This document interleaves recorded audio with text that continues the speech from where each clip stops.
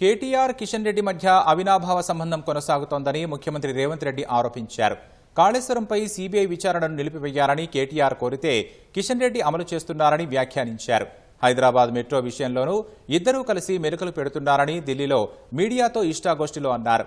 Party ఫిరాయింపులపై నిర్దిష్ట నియమాలు లేవన్న CM ఇంటికొచ్చిన వాళ్లకు కండువా వేస్తే పార్టీ మారినట్లు అవుతుందా అని ప్రశ్నించారు.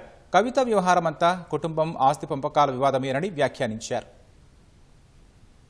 ఢిల్లీలో మీడియా ప్రతినిధులతో ముఖ్యమంత్రి రేవంత్ రెడ్డి ఇష్టాగోష్ఠిగా మాట్లాడారు. కేటీఆర్, కిషన్ రెడ్డి మధ్య అవినాభావ సంబంధం కొనసాగుతోందని ఆరోపించారు. కాళేశ్వరం ప్రాజెక్టు దర్యాప్తును సీబీఐకి ఇస్తే 48 గంటల్లోనే విచారణ చేపట్టేలా చూస్తా అన్న కేంద్ర మంత్రి కిషన్ రెడ్డి దర్యాప్తు కోరి ఇన్ని రోజులైనా ఎందుకు మాట్లాడడం లేదన్నారు. సీబీఐ దర్యాప్తును ఆపమని కేటీఆర్ అడిగితే కిషన్ రెడ్డి అమలు చేశారన్నారు. ఘోష్ కమిషన్ ఎవరు ఏ తప్పు చేశారో నిర్ధారించిందన్న సీఎం ఇప్పుడు సీబీఐ ఎఫ్ఐఆర్ నమోదు చేసి మొదట్నుంచే దర్యాప్తు చేయాల్సి ఉంటుందన్నారు. ఫోన్ ట్యాపింగ్ కేసు హైకోర్టులో లేకపోతే దీనిని కూడా సీబీఐకి ఇచ్చేవాళ్లమని సీఎం అన్నారు. మెట్రో విషయంలోనూ కిషన్ రెడ్డి, కేటీఆర్ కలిసి మెలికలు పెడుతున్నారని ఆరోపించారు. ఇక్కడ కేటీఆర్ చెబితే ఢిల్లీలో కిషన్ రెడ్డి చేస్తున్నారన్నారు. ఎల్ఎన్టీతో ఒప్పందం ఉంటేనే అనుమతులు ఇస్తామని కేంద్రం చెబుతోందని, కానీ ప్రాజెక్టు వ్యయానికి ఆ సంస్థ అడుగుతున్న దానికి చాలా తేడా ఉందన్నారు. ప్రభుత్వం ఇచ్చిన స్థలాల అభివృద్ధిపై ఎల్ఎన్టీ దృష్టి సారించడం లేదన్న సీఎం మెట్రో రైలు విస్తరణకు సహకరించాలని కోరారు. కేసీఆర్ ఘనకార్యం వల్ల మెట్రో విషయంలో రాష్ట్ర ప్రజలపై 3,000 కోట్ల భారం పడిందన్నారు.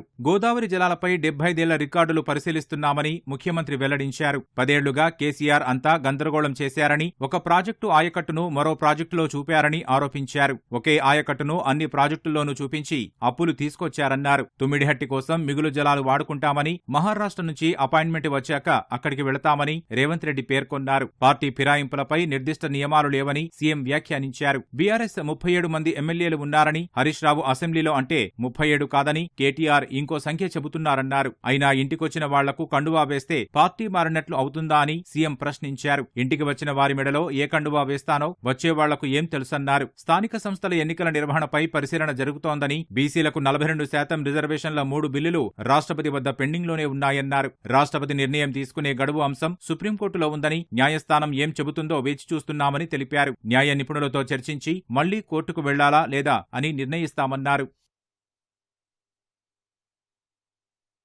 తెలంగాణ పోలీసుల సాయంతోనే మహారాష్ట్ర పోలీసులు హైదరాబాద్లో డ్రగ్స్ పట్టుకున్నారని సీఎం అన్నారు. తెలంగాణ పోలీసులు గోవా, పూణేలోనూ ఆపరేషన్లు నిర్వహించారని గుర్తు చేశారు. 10 ఏళ్లలో బీఆర్ఎస్ పాలకులు ఎందుకు డ్రగ్స్ పట్టుకోలేదన్నారు. బావుమరిది ఇంట్లో డ్రగ్స్ దొరికినప్పుడు కేటీఆర్ ప్రభుత్వాన్ని అభినందిస్తే ఇప్పుడు ఆయన్ను ఎవరూ శంకించేవారు కాదన్నారు. డ్రగ్స్ తో దొరికిన వాళ్లను అరెస్టు చేస్తే బెయిల్ తెచ్చుకున్నారని విమర్శించారు. కవిత వ్యవహారమంతా కుటుంబం, ఆస్తి పంపకాల వివాదమే అన్నారు. ఒక ఆడబిడ్డపై 4 కలిసి దాడి చేస్తున్నారన్నారు. ఉద్యమం పేరుతో కేసీఆర్ తల్లిదండ్రులకు మిగిల్చిన కడుపుకోత ఉసురు ఊరికే పోదు అని సీఎం వ్యాఖ్యానించారు.